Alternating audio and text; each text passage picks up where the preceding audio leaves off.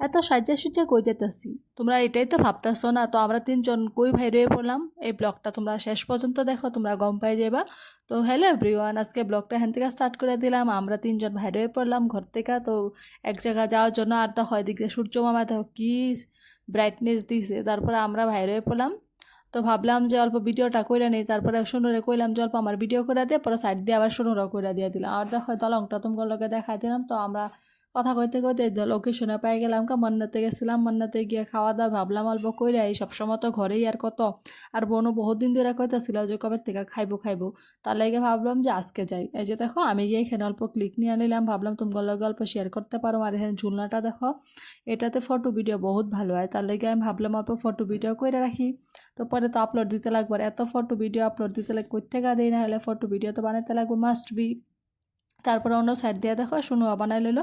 আর এখানে বহু সুন্দর ফটো ভিডিও হয়, তার লেগে আমি ফটো ভিডিওগুলি বানাই নিছি। আর অন্য সাইড দিয়ে দেখো আছে চিকেন বাটার মশলা দিয়েছিলাম, আর গার্লিক নান আর বাটার নান আছিল।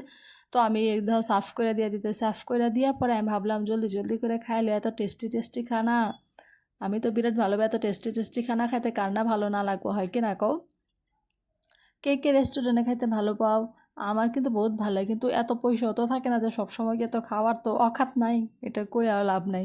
তো যতটুকু পারি মাঝে মধ্যে যাইতে লাগে, হয় কি না কও? এই যে দেখো এদিক দিয়ে সব কিছু বাইরে টেরা দিয়ে আমি এদিক দিয়ে খাওয়ার মধ্যে লাগে পড়ছিলাম। তো বনু কয়টা ছিল দিয়ে তোর ভিডিওটা ধইরা দিই, কারণ সবসময় রিভিউটা দিতে লাগো, খানার রিভিউটা কিরকম বহুত টেস্টি হয়।